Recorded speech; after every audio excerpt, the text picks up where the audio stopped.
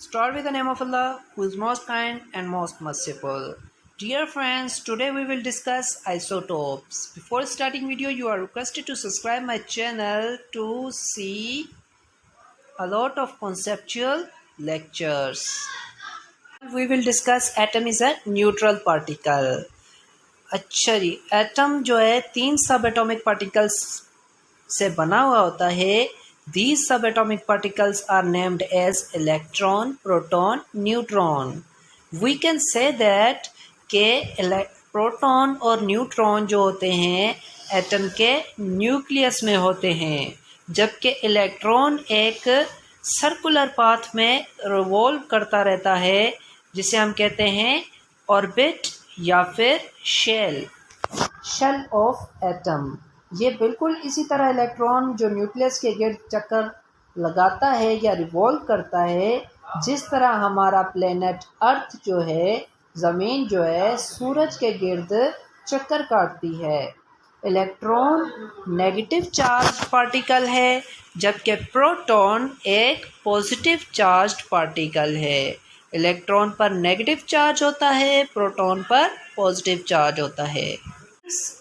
Atom के number of protons number of electrons के जब इक्वल होते हैं, बराबर होते हैं, कोई भी एटम हो, वो कार्बन का हो, हाइड्रोजन का हो, नाइट्रोजन का हो, कोई भी एटम न्यूट्रल तब होता है जब उसमें number of electron number of proton के इक्वल होते हैं. यानी कि दोनों इलेक्ट्रॉन और प्रोटॉन की तादाद जब बराबर होगी किसी भी एटम की, तो वो एटम न्यूट्रल होगा.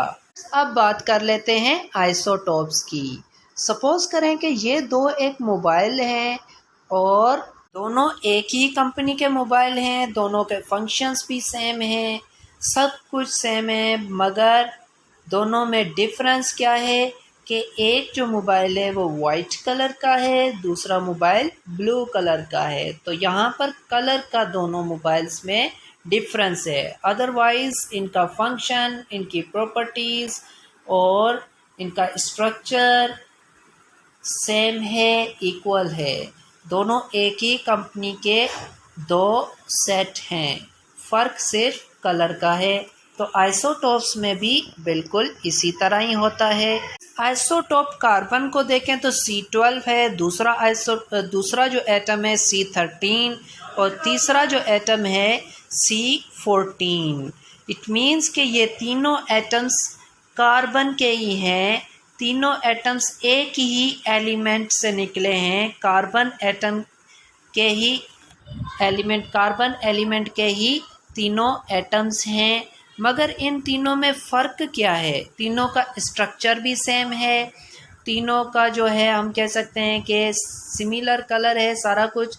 तो डिफरेंस क्या पर होगा? हाँ फ्रेंड्स, दोनों के जो तीनों में जो एक ही डिफरेंस है वो ये है कि तीनों में नंबर ऑफ न्यूट्रॉन्स डिफरेंट हैं. यानी कि कार्बन 12, कार्बन 13, कार्बन 14 में नंबर ऑफ न्यूट्रॉन्स डिफरेंट हैं, जबकि तीनों एक ही एलिमेंट कार्बन के ही एटम हैं. तो हम कह सकते हैं कि these are isotopes of carbon. Okay so friends, यहाँ पर कार्बन C12, इसमें प्रोटॉन्स 6 हैं, इलेक्ट्रॉन्स 6 हैं. यानी कि प्रोटॉन और इलेक्ट्रॉन की तादाद सेम है और न्यूट्रॉन्स की तादाद C12 में 6 है.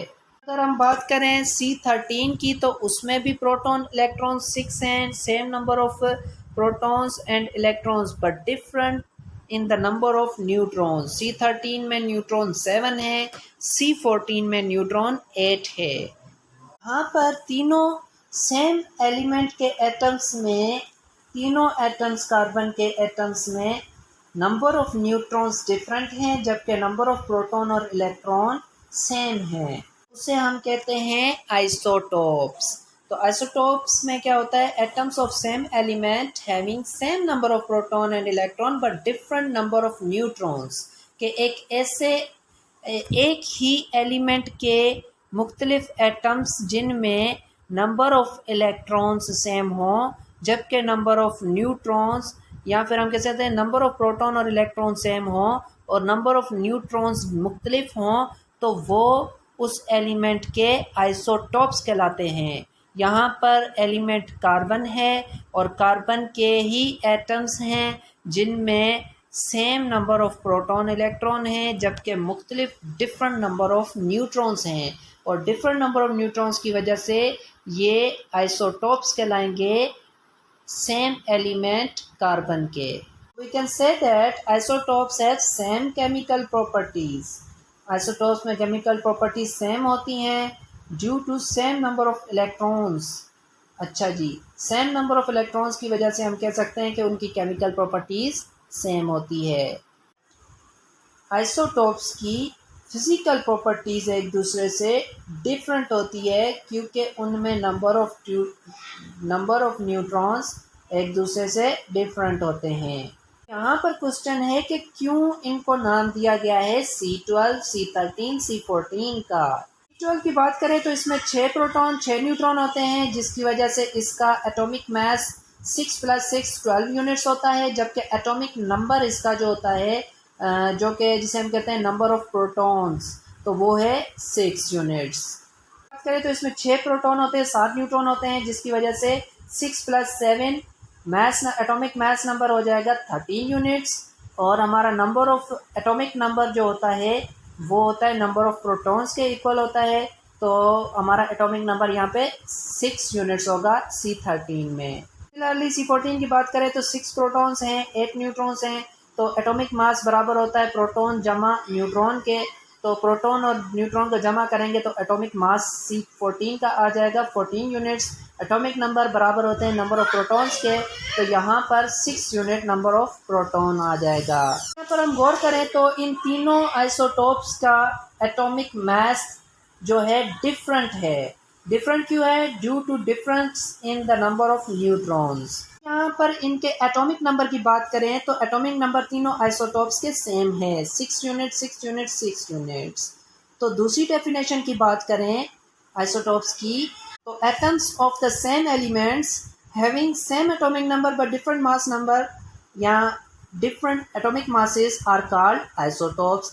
एक ऐसे आइसोटोप्स का मतलब ये है कि सेम एलिमेंट हो और सेम एलिमेंट के जो एटम्स हैं उनका एटॉमिक नंबर तो सेम होगा मगर उनका मास नंबर चेंज होगा। अगर एक ही एलिमेंट के एटम्स के एटॉमिक नंबर सेम हो, मास नंबर डिफरेंट हो, तो वो क्या कहलाते हैं? जी हाँ फ्रेंड्स, आइसोटोप्स कहलाते हैं। और आइसोटोप्स में एटॉमिक नंबर सेम होते हैं, मास नंबर डिफरेंट होते हैं, और नंबर ऑफ प्रोटॉन्स डिफरेंट होने की वजह से उनके नाम भी रखे जाते हैं। जैसा कि हाइड्रोजन एलिमेंट के 3 आइसोटोप्स होते हैं, जैसा कि first one is protium, second one is deuterium, third one is tritium. तो प्रोटियम में हाइड्रोजन का जो एटम है उसमें 1 प्रोटॉन होता है, ड्यूटियम में 2 प्रोटॉन्स होते हैं, ट्यूटियम में 3 प्रोटॉन्स होते हैं। तो इसका एटॉमिक मास डिफरेंट होता है जबकि एटॉमिक नंबर सेम होता है। क्लोरीन के 2 आइसोटोप्स होते हैं, C35 C37। इट मीन्स के क्लोरीन में 35 प्रोटॉन है, C35 इसलिए लिखा गया है, और Cl37 इसलिए नाम दिया गया है क्लोरीन 37 के, इसमें प्रोटॉन्स 37 है। यूरेनियम की बात किया जाए तो यूरेनियम के 3 आइसोटोप्स होते हैं, Ur234 और Ur235। So friends, I hope you have understand the all concept about the isotopes. If you liked my video, then subscribe my channel and to get the hundreds of conceptual lectures and the videos. Take care. Allah Hafiz.